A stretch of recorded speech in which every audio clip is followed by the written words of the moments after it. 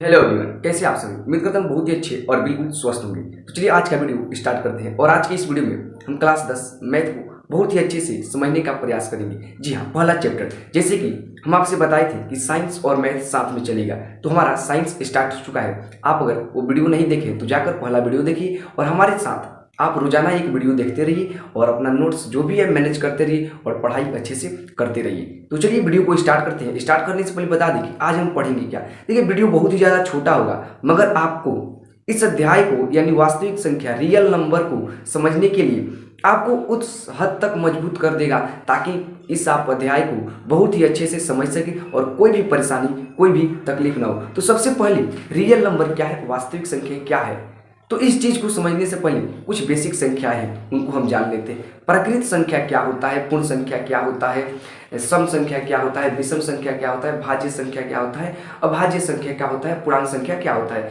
यानी कि कुल मिलाकर इन संख्याओं पर हमको चर्चा करना है। तो चलिए सबसे पहला संख्या हम समझते हैं, प्रकृत संख्या किसे कहते हैं। जी हाँ, प्रकृत संख्या किसे कहते हैं, तो प्रकृत संख्या यानी कि आप सभी जानते हैं कि जो गिनती का संख्या होता है उसी को प्रकृत संख्या कहते हैं, यानी कि 1 2 3 4 5 6 7 ऐसे अनंत तक जाएंगे तो इसी को प्रकृत संख्या कहते हैं, यानी जिससे वस्तु को गिना जाता है उसी को प्रकृत संख्या कहते हैं। अब जीरो क्यों नहीं आता है, तो आप एक बात बताइए, क्या आप जीरो किसी वस्तु को लेकर कहेंगे कि ये जीरो है? नहीं, आप अगर गिन रहे हैं उस वस्तु को यानी कि उसका एक क्या है, संख्या है, तो उसी को प्रकृत संख्या कहते हैं। अब आइए पूर्ण संख्या क्या होता है, तो पूर्ण संख्या यानी कि प्रकृत संख्या में ही आप अगर जीरो को शामिल कर दे रहे हैं, आपके पास अगर समझिए 1 2 3 4 5 है और उसमें आप जीरो को शामिल कर दे रहे हैं तो उसी को कहते हैं पूर्ण संख्या।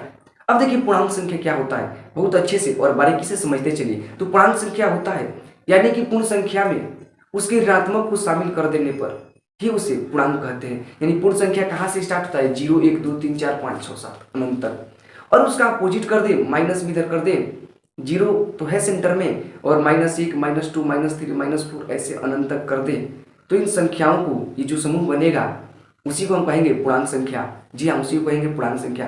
अब आइए जान लें कि सम संख्या क्या होता है। तो सम संख्या जिसमें यानी कि वैसा संख्या जिसमें 2 से पूर्णतः विभाजित हो जाए, यानी जो संख्या 2 से पूरा पूरा कट जाए, विभाजित हो जाए, उसे सम संख्या कहते हैं। जैसे 4 6 8 10, ये क्या है, सम संख्या है। विषम संख्या यानी वैसा संख्या जो क्या हो, 2 से विभाजित न हो, 2 से क्या हो, विभाजित न हो, उसे क्या कहते हैं, विषम संख्या कहते हैं। अब आइए हम जान लें कि भाज्य संख्या किसे कहते हैं और अभाज्य संख्या किसे कहते हैं। तो भाज्य संख्या यानी कि वैसा संख्या जिसमें स्वयं स्वयं और एक के अलावा किसी अन्य संख्या से भाग लग जाए, यानी वो संख्या विभाजित है। जैसे हमारे पास कोई संख्या है, मान लीजिए कि ये संख्या x है, तो इसमें x से भी भाग लगेगा और स्वयं से भी, और इसके अलावा किसी और से लग जाए तो इसे भाज्य संख्या कहते हैं।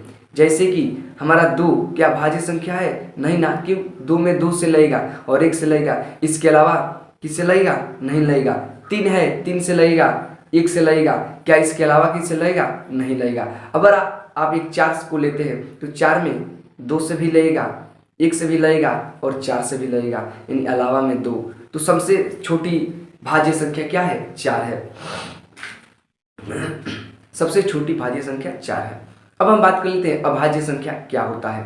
तो अभाज्य संख्या यानी कि वह संख्या जिसमें स्वयं और एक के अलावा किसी और संख्या से भाग न लगे उसे अभाज्य संख्या कहते हैं। तो सबसे छोटी अभाज्य संख्या क्या है, 2 है।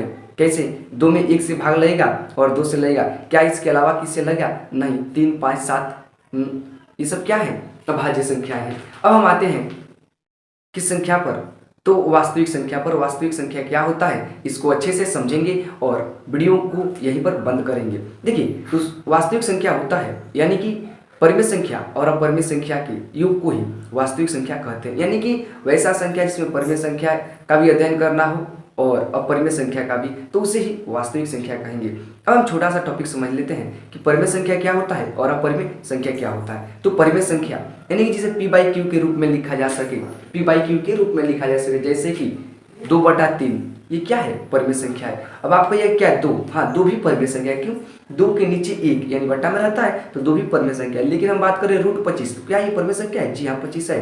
क्यों, इसका वर्ग निकल जाएगा। और वही हम बात करें √7,